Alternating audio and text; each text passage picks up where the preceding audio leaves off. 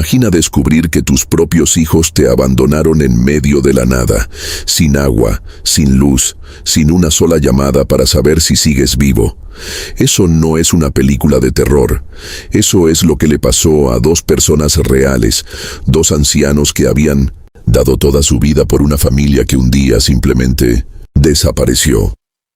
Pero lo que sucedió después va a cambiar la forma en que ves el amor, el tiempo y lo que los seres humanos son capaces de construir cuando no les queda nada más que las manos y la voluntad de seguir.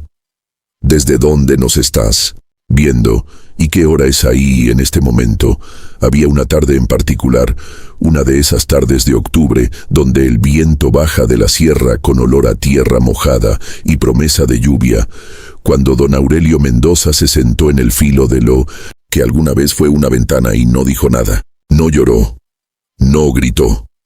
Solo miró el horizonte con esa clase de silencio que no es paz, sino el sonido de alguien calculando cuánto le queda de fuerza antes de que el peso lo aplaste por completo.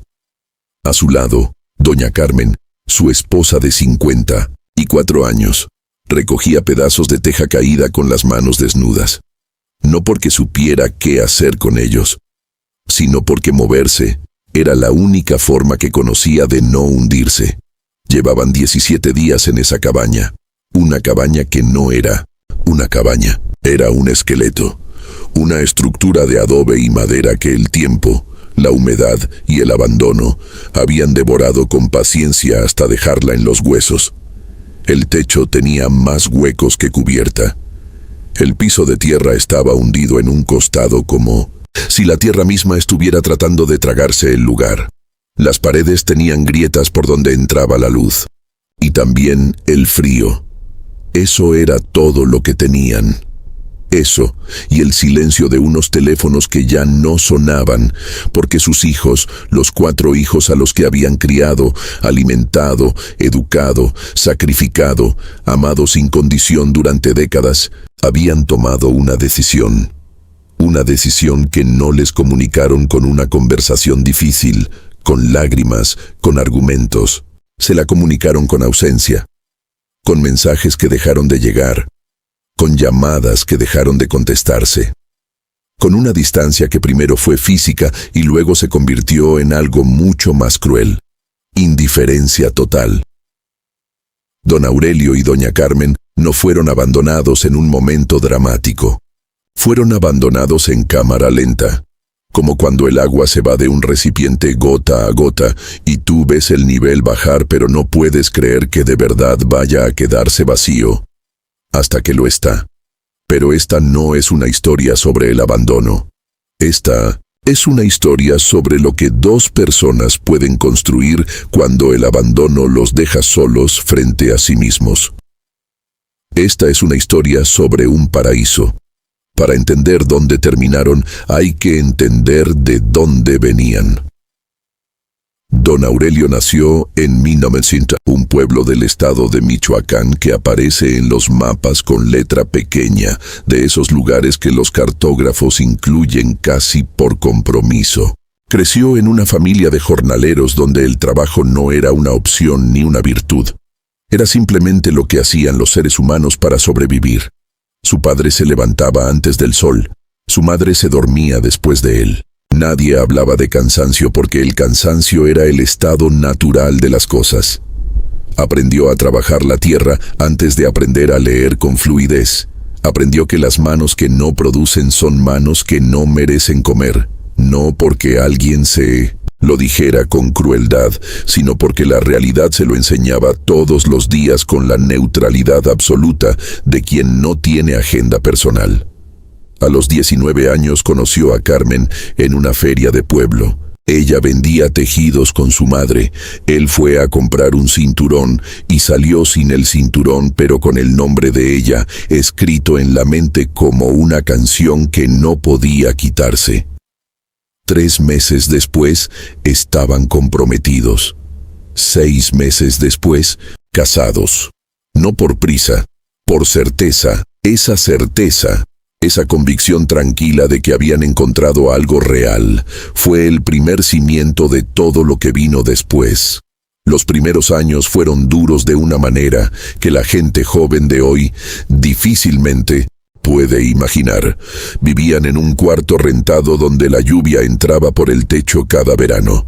Comían lo que alcanzaba, que a veces no era mucho. Cuando nació el primer hijo, Aurelio trabajaba doble turno en una fábrica y además hacía trabajos de albañilería los fines de semana. Carmen cosía prendas por encargo desde casa, cargando al bebé en una tela atada al cuerpo, mientras sus manos no paraban. No se quejaban, no porque fueran santos, sino porque quejarse no cambiaba nada, y ellos eran gente pragmática que prefería invertir la energía en soluciones.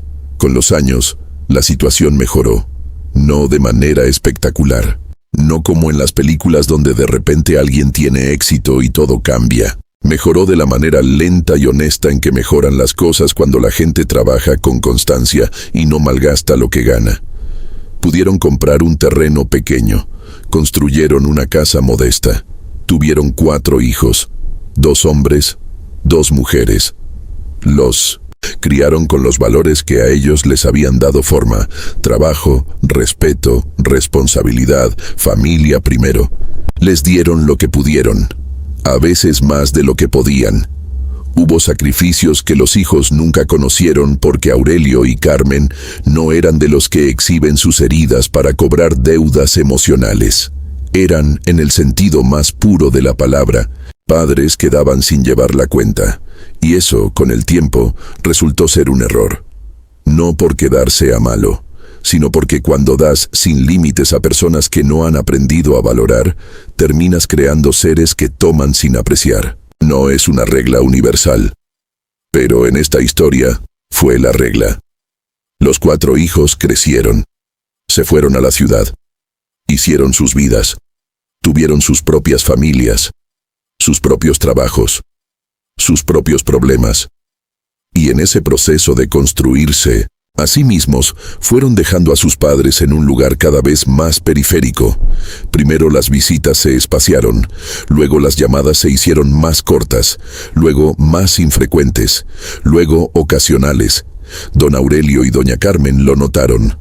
Por supuesto que lo notaron, pero se dijeron lo que los padres se dicen en esas situaciones: que los hijos están ocupados, que la vida moderna es así, que en cuanto tengan un momento libre van a venir, que hay que entenderlos.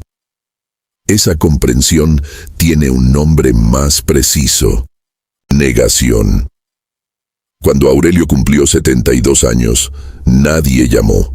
No es que llamaran tarde o que la felicitación llegara al día siguiente con una disculpa. Es que no llamó nadie. El teléfono estuvo en silencio todo el día. Carmen intentó disimularlo preparando una cena especial, poniendo la mesa bonita, cocinando los platillos favoritos de su esposo como si la celebración fuera suficiente, sin importar que fueran solo ellos dos. Aurelio comió en silencio. Sonrió. Le dijo que todo estaba delicioso. Y cuando Carmen fue a la cocina a lavar los platos, él se quedó mirando la llama de la vela que ella había puesto en el centro de la mesa, y algo en su interior, algo que había sostenido con esfuerzo durante años, comenzó a ceder. No lo expresó esa noche, ni al día siguiente. Aurelio era un hombre de los que procesan en silencio y actúan con calma. Pero Carmen lo conocía desde hacía más de 50 años. Lo conocía en sus silencios tanto como en sus palabras, y supo que algo había cambiado. Los meses que siguieron fueron una prueba de resistencia emocional para los dos. La situación económica también se había complicado. La pequeña pensión que recibía Aurelio apenas alcanzaba para lo básico. La casa que habían construido con tanto esfuerzo necesitaba reparaciones que no podían costear. Intentaron comunicarse con los hijos para hablar de la situación, para explorar si podían ayudar de alguna manera, no pedir dinero. Ellos nunca habían pedido dinero, sino simplemente hablar. Las respuestas fueron vagas. Promesas sin fecha, palabras que sonaban bien y no significaban nada. Ahorita que pase esto te llamamos. En cuanto podamos, vamos. Claro que sí, papá, no te preocupes. El tiempo pasó. Nadie fue, nadie llamó. Y entonces llegó el momento que Aurelio había estado evitando pensar. Tuvieron que dejar la casa. No fue dramático en la forma en que uno esperaría. No hubo una crisis repentina ni una escena de gente llorando en la calle. Fue una serie de circunstancias que se fueron acumulando hasta que la única salida era marcharse. La pensión no alcanzaba para la renta, más los servicios, más la comida. La casa propia necesitaba reparaciones estructurales costosas que estaban fuera de su alcance. Y los hijos, cuando finalmente respondieron a los mensajes urgentes, dijeron que en este momento no podían ayudar. En este momento, Aurelio y Carmen empacaron sus cosas, lo que cupiera en 2 bolsas grandes y una caja, y se fueron. ¿A dónde va una pareja de ancianos cuando sus hijos no los reciben? ¿A dónde pueden? Y lo que pudieron fue una propiedad que Carmen había heredado de su padre hacía décadas. Un terreno pequeño en las afueras de un pueblo serrano, con una construcción que alguna vez había sido una cabaña de madera y adobe, pero que los años sin mantenimiento habían reducido a una ruina. Eso fue lo que encontraron cuando llegaron, y durante los primeros días, mientras Aurelio medía el daño con ojos de albañil y Carmen limpiaba décadas de polvo y abandono con las manos, ninguno de los dos habló del futuro, porque el futuro, en ese momento, no era algo que pudieran permitirse contemplar sin quebrarse. La primera noche en la cabaña fue la noche más larga de sus vidas. No había cama. Durmieron en un colchón inflable que habían traído consigo, en el único rincón del cuarto principal, donde el techo no tenía huecos. Afuera, el viento de la montaña golpeaba las paredes de adobe con una insistencia que parecía personal. Adentro, el frío se filtraba por las grietas con la eficiencia de un intruso que conoce bien la casa. Carmen no durmió. Escuchó la respiración de su esposo, más agitada de lo normal, como si incluso dormido cargara un peso. Y en la oscuridad de esa cabaña rota, en ese silencio que olía a tierra húmeda y madera vieja, tomó una decisión. No iba a dejarlo caer. No iba a dejarse caer ella tampoco. Habían construido una vida de la nada antes. Podían hacerlo de nuevo. No tenían otra opción. Y esa falta de opción, paradójicamente, era lo que más claridad le daba. A la mañana siguiente, cuando Aurelio abrió los ojos y vio el techo roto y la luz del amanecer entrando por los huecos, como si el sol estuviera mirando desde arriba con cierta curiosidad, Carmen ya tenía café caliente preparado en el pequeño fogón de gas que habían traído. ¿Por dónde empezamos?, le preguntó él, con la voz todavía ronca del sueño. Por lo más urgente, dijo ella. El techo primero. No era una respuesta sentimental, era una respuesta práctica. Y esa practicidad, en ese momento, era exactamente la forma de amor que Aurelio necesitaba. Lo que vino después fue un proceso que no tiene glamour en su descripción, pero tiene una grandeza enorme en su ejecución. Aurelio, a sus 72 años, con las rodillas que le dolían al bajar escaleras y la espalda que le recordaba cada mañana los 50 años de trabajo físico acumulado, comenzó a reparar la cabaña. No tenían dinero para contratar albañiles. No tenían familia que viniera a ayudar. Tenían sus manos, el conocimiento que Aurelio había acumulado décadas atrás cuando trabajaba en construcción, algunos materiales básicos que pudieron comprar con lo poco que tenían, y la voluntad de Carmen que resultó ser, como siempre, había sido el motor real de todo. El primer trabajo fue el techo. Aurelio subía con cuidado, Carmen sostenía desde abajo, los dos comunicándose con esa economía de palabras que solo tienen las parejas que llevan décadas juntas. No necesitaban explicar lo que hacían, se anticipaban, se compensaban. Cuando él se cansaba, ella tomaba el relevo en lo que podía. Cuando a ella le fallaban las fuerzas, él descansaba sin que nadie tuviera que decir nada. Tardaron una semana en tener un techo funcional. No hermoso, funcional. lo suficientemente sólido para que la lluvia quedara afuera y el calor adentro. Para Aurelio y Carmen, en ese momento, eso era suficiente. Más que suficiente. Después vino el piso, luego las paredes, luego la división de los espacios. Cada tarea tomaba más tiempo del que tomaría a una persona más joven, con más recursos, con ayuda. Pero cada tarea se completaba, lentamente, con errores que corregían, con improvisaciones que a veces funcionaban mejor que los planes originales. Y en algún punto, no hay un momento exacto identificable, sino una transición gradual. El trabajo dejó de ser solo supervivencia y se convirtió en algo más. Se convirtió en propósito.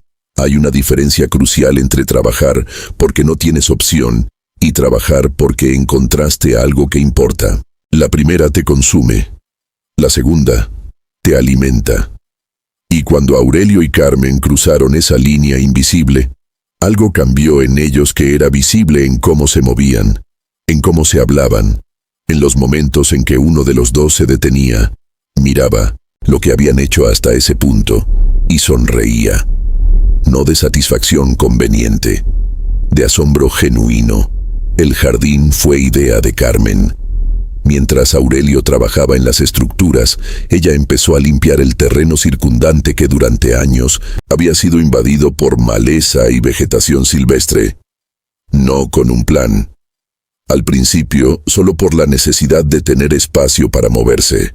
Pero sus manos, que habían cultivado plantas toda su vida, en macetas pequeñas, en el jardín de la casa que perdieron, en cualquier rincón disponible, empezaron a ver posibilidades donde antes solo había desorden. Encontró debajo de 1900 años de maleza algunas plantas que no habían muerto. Habían sobrevivido sin cuidado, adaptadas al abandono, esperando sin saber qué esperaban.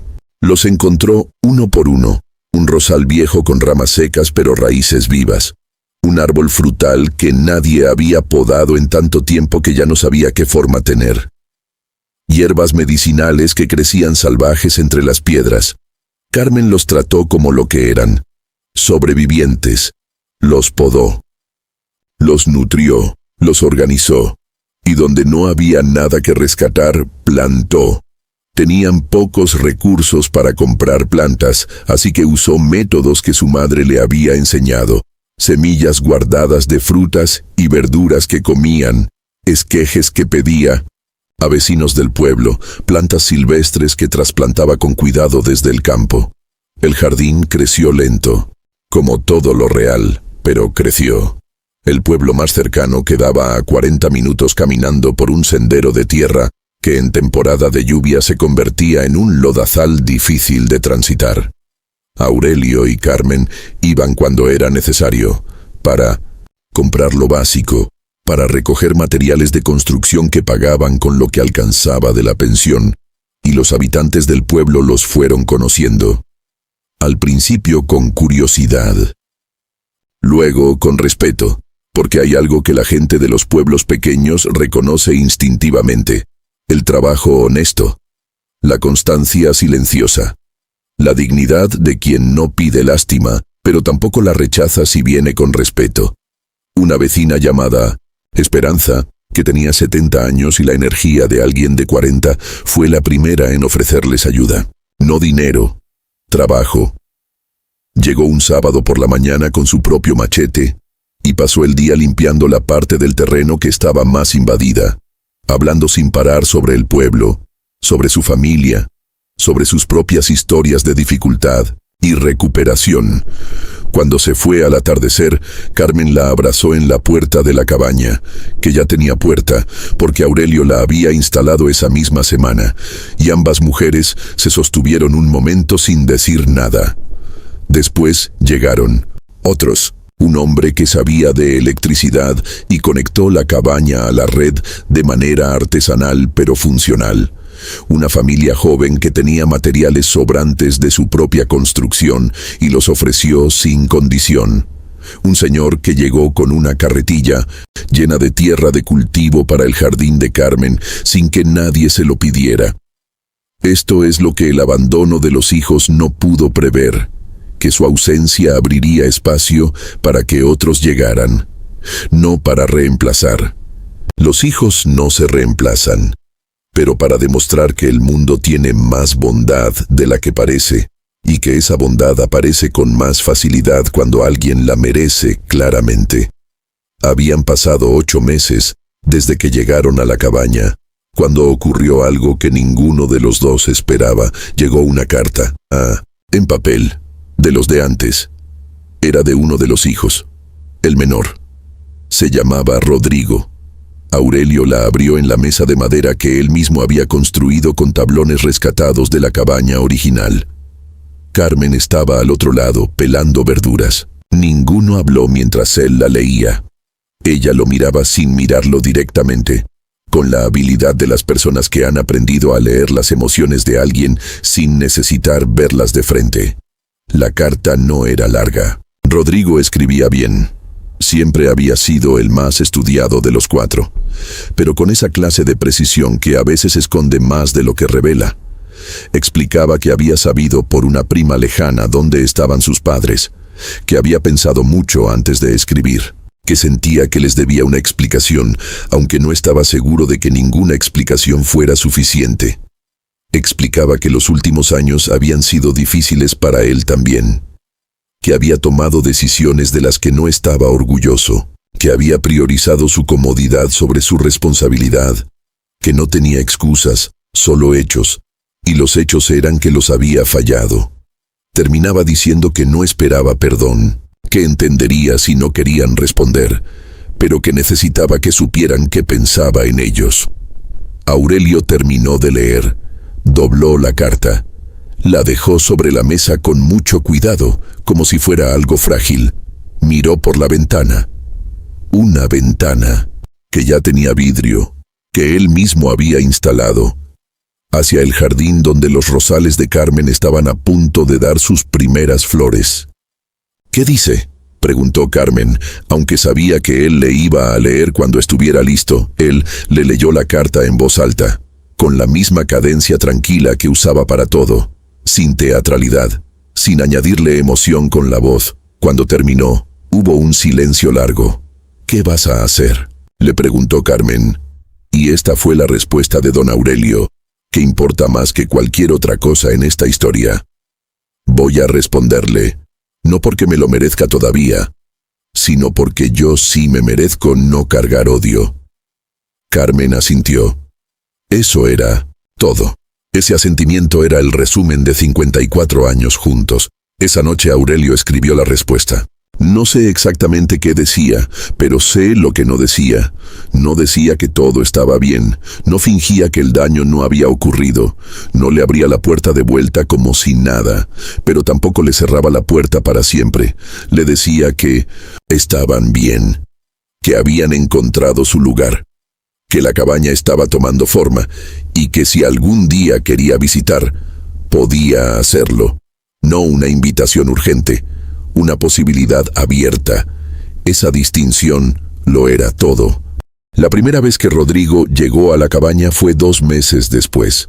Llegó en un autobús hasta el pueblo y caminó los 40 minutos del sendero con una mochila en la espalda y la incertidumbre dibujada en cada paso. Carmen lo vio llegar desde el jardín.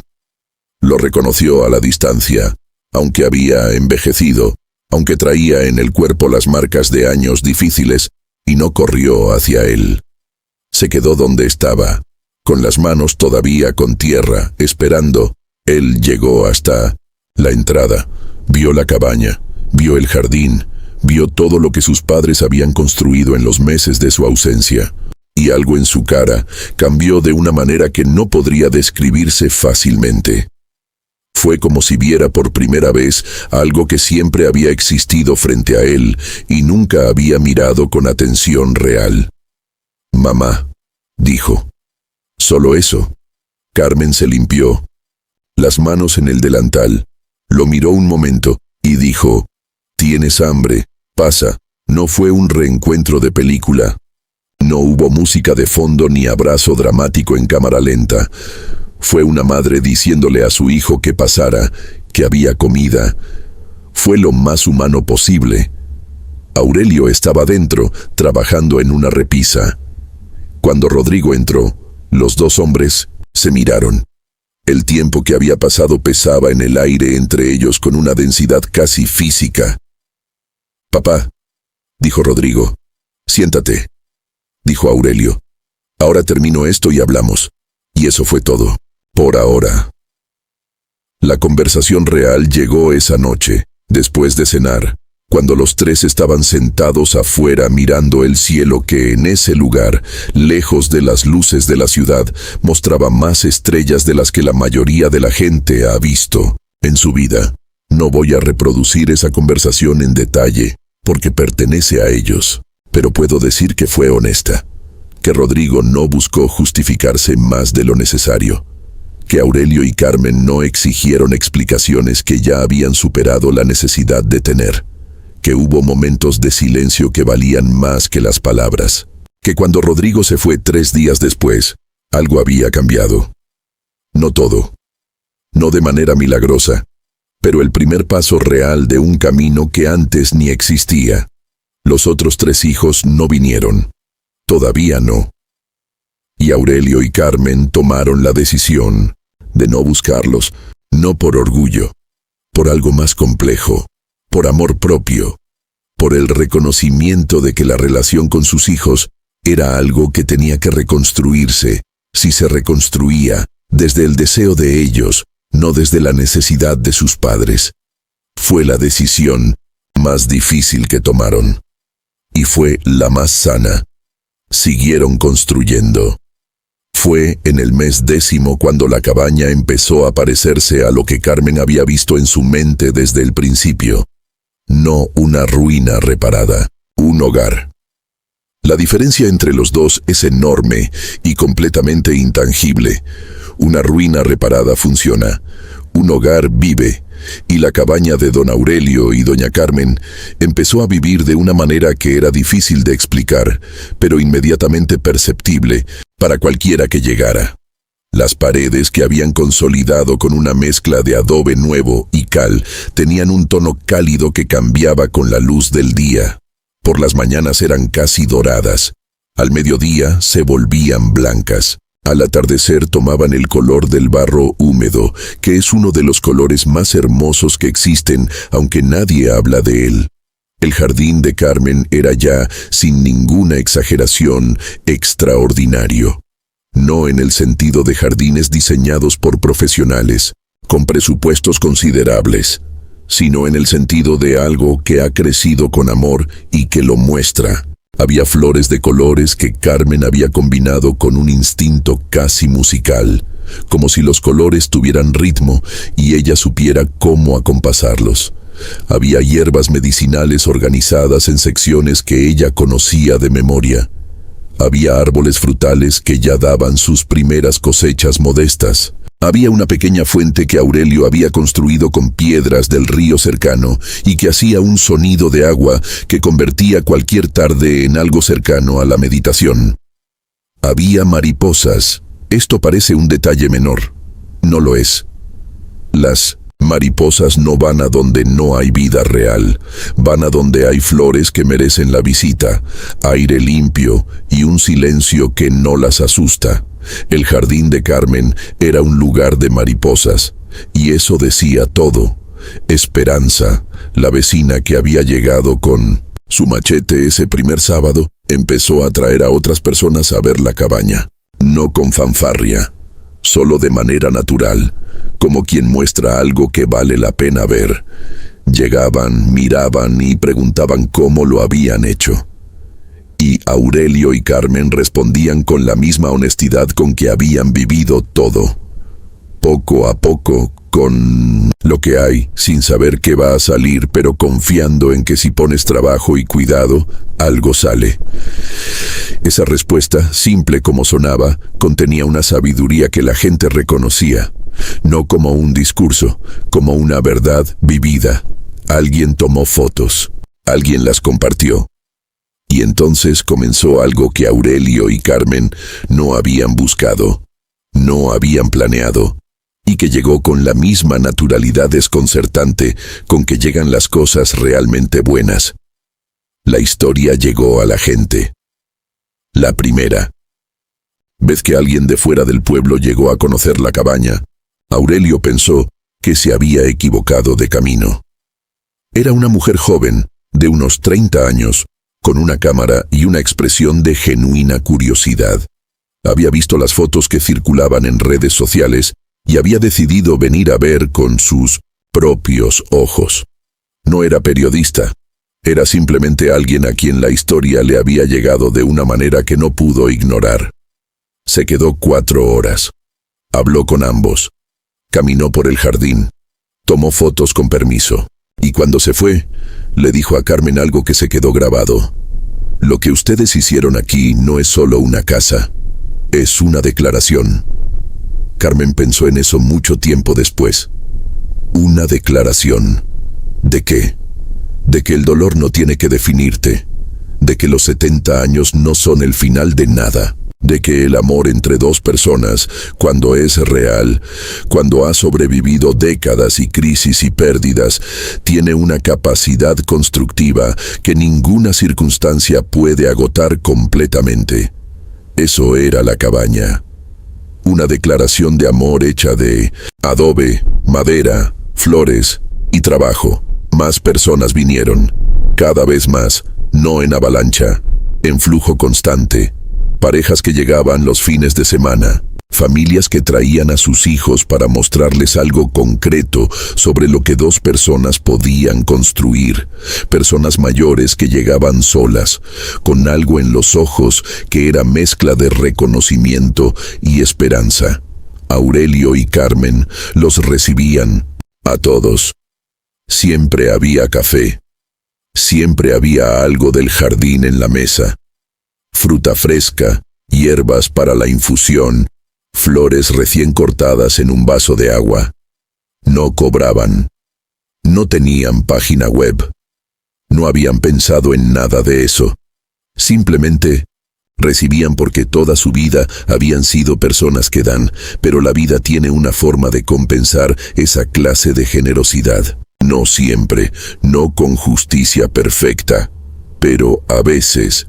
Un hombre que había llegado a visitar la cabaña y había quedado profundamente conmovido, regresó semanas después con materiales de construcción que necesitaban para completar una parte del proyecto que habían tenido que dejar pendiente por falta de recursos. No hizo anuncio.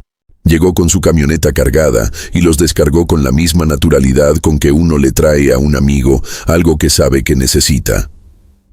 Otra persona les llevó semillas raras para el jardín de Carmen, variedades de flores que no se encontraban fácilmente, traídas de un viaje. Carmen las recibió como si fueran joyas, que en su mundo lo eran. Una maestra que venía del estado de Jalisco llegó a pedirles si podría traer a sus estudiantes de preparatoria. Quería que los jóvenes vieran, con sus propios ojos, lo que era posible cuando la adversidad se enfrentaba con trabajo y dignidad, en lugar de victimización y rendición. Aurelio aceptó con una condición: que los estudiantes ayudaran en el Chinta jardín mientras estuvieran ahí, no como tarea, como participación real. La maestra aceptó de inmediato. El día que llegaron los 32 estudiantes, con sus teléfonos, sus audífonos, su energía desordenada y su indiferencia inicial de adolescentes, algo interesante ocurrió. Carmen los llevó al jardín y comenzó a hablarles sin micrófono, sin presentación formal, simplemente explicando qué planta era qué y por qué estaba donde estaba. Y los 32 estudiantes, uno por uno, guardaron los teléfonos y escucharon. Aurelio lo vio desde la puerta de la cabaña y tuvo que voltear a otro lado para que nadie lo viera sonreír de la manera en que sonrió. ¿Qué pasó con los hijos? Esta pregunta merece una respuesta honesta, no conveniente. Rodrigo siguió visitando, no con la frecuencia que tal vez sus padres hubieran deseado, pero con consistencia. Cada visita era diferente a la anterior. Cada visita los dejaba un poco más cerca de ser lo que necesitaban ser para poder tener una relación real, no la relación idealizada que existía en el mundo donde el daño no había ocurrido. Una nueva relación, construida sobre lo que quedaba después de que la verdad había limpiado todo lo falso. Los otros 3 hijos. La respuesta es que la historia de Aurelio y Carmen llegó a ellos también. Por las redes sociales, por la gente del pueblo, por caminos que no son completamente claros, pero que son los que toma la verdad cuando quiere llegar a donde debe. Uno de ellos, una de las hijas, envió un mensaje de texto. No una visita, no una llamada. Un mensaje. Pero era algo. Era el primer movimiento en una dirección que antes era un muro. Los otros 2 permanecen en silencio. Y Aurelio y Carmen viven con eso. No porque sea fácil, porque es lo que es. Y porque hace mucho tiempo aprendieron, o terminaron de aprender, allá en esa cabaña rota mientras el viento de la sierra les prometía lluvia, que no puedes controlar lo que otros deciden. Solo puedes controlar lo que tú construyes, y ellos habían construido algo extraordinario. Déjame decirte lo que es la cabaña hoy. Es una estructura de adobe y madera que ha sido completamente restaurada, con esa clase de calidad artesanal que viene de manos que conocen su trabajo y que trabajan con amor. Las paredes tienen el color cálido del barro bien trabajado. El techo es sólido, con vigas de madera que Aurelio instaló una a una con la paciencia que la vejez, paradójicamente, regala a quienes la aceptan. Las habitaciones son pequeñas, pero tienen lo que necesitan. Hay libros en los estantes. Carmen siempre ha sido lectora, y hay plantas en todas las ventanas porque Carmen no concibe un interior sin verde. Hay fotografías en las paredes, de cuando eran jóvenes, de sus primeros años juntos, de los hijos cuando eran niños. No las ha quitado. Son parte de su historia. La historia no se edita aunque duela. Afuera, el jardín es el que ya describí. Extraordinario en la manera silenciosa y real que tienen las cosas que crecen lento y bien. Hay un área donde Aurelio construyó una mesa grande y 6 sillas para cuando llegan visitas. Siempre hay visitas. La mesa siempre tiene algo encima: frutas, café, una jarra de agua fresca con hojas de menta del jardín. Hay un sendero de piedras que Carmen diseñó, con un sentido del espacio que cualquier arquitecto envidiaría, que conecta la entrada con el jardín principal, rodeando la cabaña de manera que quien camina por él ve la propiedad desde ángulos diferentes, y cada ángulo es distinto y hermoso. Hay pájaros, muchos pájaros, del tipo que vienen cuando hay agua, frutas y silencio. Carmen los conoce por nombre, no el nombre científico, sino los nombres que ella misma les ha dado, que son mucho mejores. Y hay sobre todo una atmósfera que es difícil de describir con precisión, pero que todos los que han visitado el lugar mencionan con alguna variación de las mismas palabras: paz, calidez, vida. Es un paraíso. No en sentido metafórico grandilocuente, en el sentido más concreto y humano, un lugar donde la vida ha decidido instalarse con intensidad, porque las personas que cuidan ese lugar lo merecen. Don Aurelio tiene 74 años ahora. Las rodillas le siguen doliendo. La espalda le recuerda cada mañana lo que ha vivido. Los ojos necesitan lentes para leer, que ha perdido 3 veces y encontrado 2. Duerme menos de lo que debería. Y sin embargo, hay en él una energía que la mayoría de la gente de 40 no tiene. No la energía eléctrica y ansiosa de la gente que todavía no sabe quién es. La energía tranquila y profunda de alguien que sabe exactamente para qué está en este mundo y lo está haciendo. Se levanta al amanecer. Siempre ha sido así. Hace café. Siempre hace él el primer café del día. Es una costumbre que viene de 40 años atrás, cuando Carmen quedó embarazada por primera vez y tenía náuseas por las mañanas, y él empezó a preparar el inocente así café para tenerlo listo cuando ella se levantara, y nunca dejó de hacerlo. Ese detalle por sí solo podría ser todo este guión. Sale al jardín con su taza. Camina el sendero de piedras en la luz de la madrugada. Ve las plantas que Carmen Cuida con la atención con que otros cuidan a sus hijos, porque para Carmen son, en cierto sentido, exactamente eso. Escucha los pájaros que empiezan antes que el sol. Y en ese momento, que se repite cada mañana con la constancia de lo que es sagrado, aunque nadie lo haya declarado así, Aurelio Mendoza, que fue abandonado por sus hijos, que perdió su casa, que llegó a una ruina con 2 bolsas y una caja y el peso de un corazón que aprendió a cargar lo que no eligió cargar. Ese hombre está en paz, no en la paz del que no tiene problemas, en la paz del que ha aprendido a vivir con los suyos sin que lo consuman. Doña Carmen tiene 71 años. Sus manos, que han trabajado toda su vida, muestran ese trabajo en cada línea y cada cicatriz pequeña. Son las manos más bonitas que conozco en esta historia, aunque ella probablemente se reiría si se lo dijera. Sigue siendo el motor, la que ve lo que hay que hacer antes de que haya que hacerlo, la que toma decisiones con la calma de quien ha aprendido que la urgencia rara vez ayuda y casi siempre estorba, pero hay algo en ella que cambió durante estos años en la cabaña, algo que es difícil de nombrar con exactitud. Antes, su energía iba hacia afuera, hacia los hijos, hacia la familia, hacia todo lo que necesitaba su atención. Ahora tiene una especie de centro, un eje alrededor del cual todo lo demás gira, pero que no se mueve con el movimiento de las cosas. Los que la conocen dicen que tiene una serenidad nueva, no la resignación que a veces se confunde con serenidad, algo genuino. La serenidad de quien ha estado en el fondo y ha encontrado ahí, contra toda expectativa, tierra firme donde pararse. Hay una imagen que quiero que lleves contigo. Es una tarde cualquiera en la cabaña. El sol está bajando detrás de los cerros y esa luz de las 6 de la tarde en la montaña está haciendo lo que esa luz hace, pintando todo de colores que durante el día no existen. El jardín de Carmen está en ese color que es entre dorado y cobre que tienen las flores cuando la luz las toca en ese ángulo exacto. El aire huele a tierra y a flores y a algo que están cocinando adentro. En la mesa grande que Aurelio construyó afuera hay sentadas 4 personas.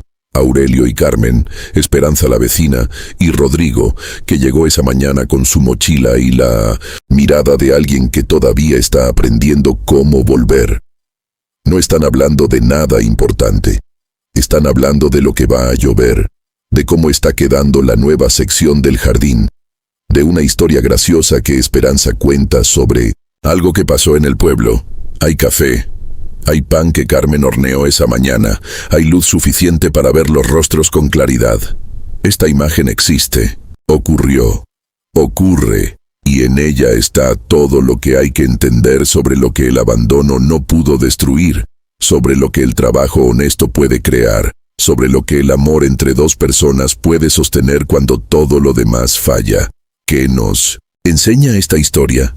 No voy a darte una lista. Listas son para supermercados, no para verdades que importan. Te voy a decir una sola cosa, que contiene todo lo demás. Hay personas en el mundo que cuando la vida las reduce a lo esencial, descubren que lo esencial es suficiente, más que suficiente. Descubren que lo que creían que necesitaban, la validación de sus hijos, la casa que habían construido, la vida que habían planificado, no era lo que los definía.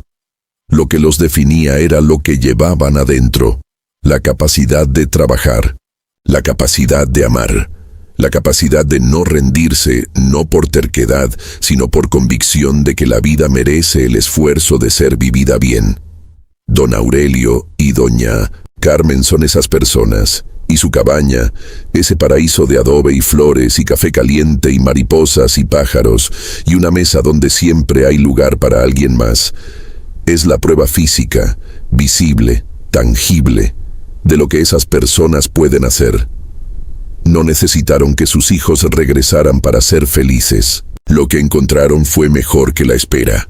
Se encontraron a sí mismos en la versión más honesta y más completa que habían sido en toda su vida. Y eso, amigos, es algo que nadie les puede quitar. Pienso mucho en ese primer amanecer. Aurelio, mirando el techo roto. Carmen ya con el café. La pregunta que él le hizo: ¿por dónde empezamos? Por lo más urgente. El techo primero. No dijeron, necesitamos un plan. No dijeron, ¿cómo es posible que hayamos llegado a esto? No dijeron, no podemos. Dijeron, el techo primero. Hay una inteligencia enorme en esa respuesta. Una inteligencia que no viene de libros, sino de décadas de vivir con los pies en la tierra y las manos en el problema. El techo primero. Lo que está sobre tu cabeza. Lo que te protege mientras construyes todo lo demás. En la vida, también. Cuando todo se cae, el techo primero. La estabilidad mínima que te permite seguir.